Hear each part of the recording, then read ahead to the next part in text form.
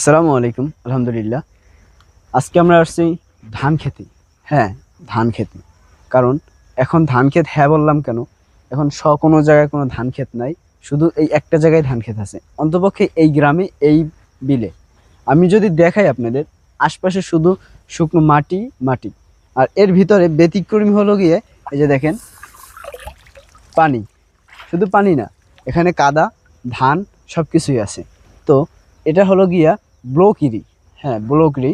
এটা এটা একটা ঠালা জায়গা। আমি যদি দূরে দেখাই, ওই জায়গায় একটা ব্রিক ফিল্ড আছে বা বাটা। ওই ওই বাটায় মাটি বিক্রি করা হয়েছে এখান থেকে মাটি বিক্রি করার ফলে এই জায়গাটা নিচু এবং ঠালা, যেটা আমরা গ্রামের ভাষায় ঠালা বলি। তো ওখানে আমাদের অপোজিট সাইডে নদী। আমি যদি নদীতে একটু দেখাই, যে আমরা এই যে নদীর সাইডে আসছি একবারে, ওইটার অপোজিট সাইডে নদী।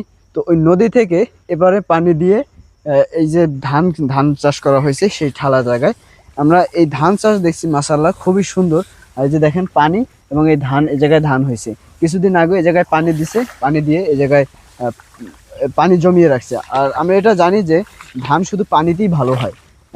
আদারওয়াইজ যদি আপনার উঁচু জমি হয়, শুকনো জায়গা হয়, সেখানে ধান চাষ করা অসম্ভব। তো এখানে মাটি ঠালা থাকার কারণে ধান চাষ করা হয়েছে। আমি আবারও বলি, এটা একটা ব্লক ইরি ধান। হ্যাঁ, এটা বেশি হাইট হবে না। এটা সর্বোচ্চ হাইট হবে এতটুক, 2 থেকে 3 ফিট সর্বোচ্চ হাইট হবে। এর ভিতরে ধান আসবে। তো এখন সেই হাইট ধান আসার উপযোগী সময় হয় নাই। এখন সবেমাত্র সার ওষুধ দেওয়ার পরে ধান, যেটা বলে গাছ বড় হয়েছে, বেশি মোটা হইতেছে, যেটা আমাদের গ্রামের ভাষায় বলে, গ্রাম্য ভাষায় বলে ছোপায়। হ্যাঁ, ছোপায় বলতে এক একটা গুছি। এই যে এক একটা গুছি, এটা কিন্তু এত বড় লাগানো হয় নাই। এটা সর্বোচ্চ একটা বা দুইটা পাতা গাছ চারা লাগানো হয়েছে, 2টা বা 3টা সর্বোচ্চ। ওই 3টা থেকে 6টা, 6টা থেকে 9টা, এভাবে করে একটার নিচ থেকে একটা শাখা প্রশাখা গজিয়ে এখানে একটা বড় একটা ঝোপের মতন হয়েছে। সেটাকে গুচি বলে। অনেকে এটা আবার ছোপা বলে। ঠিক আছে। তো আমরা এখানে আসছি, দেখতে পাচ্ছি অনেক জায়গা দূর পর্যন্ত, যতদূর চোখ যায় ততদূর আমরা দেখতে পাচ্ছি এখানে ধান চাষ করা হয়েছে। এরপরে আমরা দুই সাইডে দেখতে পাচ্ছি শুকনো শুকনো মাটি। এই শুকনো মাটিতে ডাল চাষ করা হয়েছে। এর ব্যতিক্রমী একটা জিনিস, এটাই আমরা আজকে আপনাদের দেখাচ্ছি, যেখানে ধান চাষ করা হয়েছে। তো আমরা এই ধান চাষটা একটু ঘুরে দেখব, চলুন।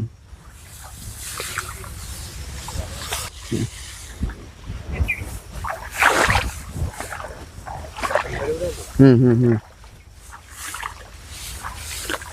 সব উঠো, আশপাশে উঠো। ওরে বাবা রে, আইস না মামা, আইস না। সাইডে যা, সাইডে যা, হাইতে যাবি।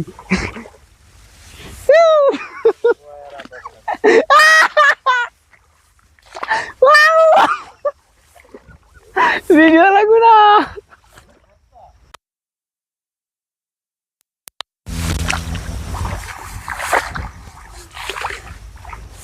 এবার নিচে নামা।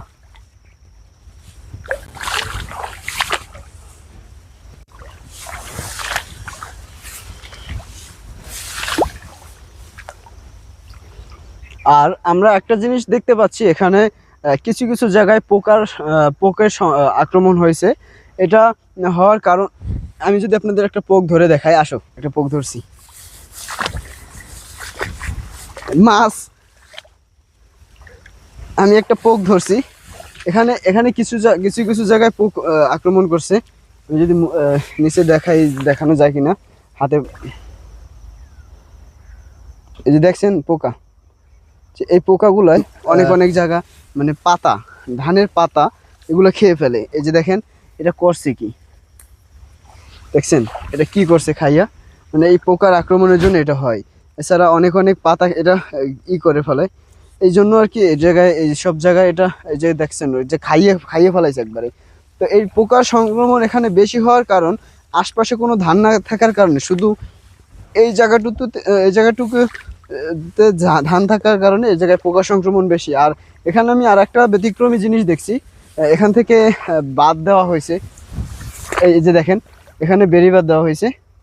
এই যে মাটি দিয়ে একবার আগামুড়া করা হয়েছে। এটার কারণ হইল গিয়া, যখন এক সাইডে পানি দেয়, অন্য সাইডে পানি না থাকে, অর্থাৎ ছোট ছোট করে ক্ষেত তৈরি করা হয়েছে। ক্ষেত বলতে ছোট ছোট করে জমি তৈরি করা হয়েছে। এটা অনেক বড় জায়গা, তো এই জন্য ছোট ছোট করে তৈরি করলে হয়তো কি এই জায়গাটুকু পানি দিছে, এই জায়গায় ও জায়গায় পানি উঁচু থাকলো, ও জায়গায় পরে আবার দেওয়া যাইতেছে। তো এটা সুবিধা, এই জন্য আর কি এই জায়গা থেকে বেরিবার দেওয়া। আমরা যদি উপর থেকে একটু আপনাদের দেখাই,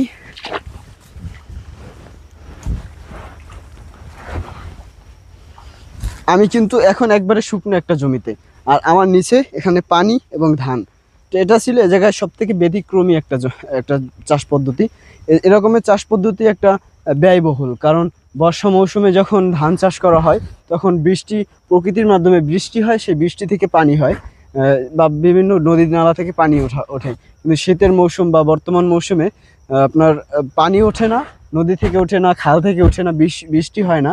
তো এরপরও এই জায়গায় পানি শুধু এই মাটিতে পাশের, যেমন এই জায়গায় দেখেন পানি দেওয়ার ফলে এই জায়গায় পানি আসছে, বা এর নিচে মাটি থেকে এই জায়গায় পানি চুষে পানি টেনে শুকিয়ে যায়, আবার পানি দিতে হয়, আবার শুকিয়ে যায়।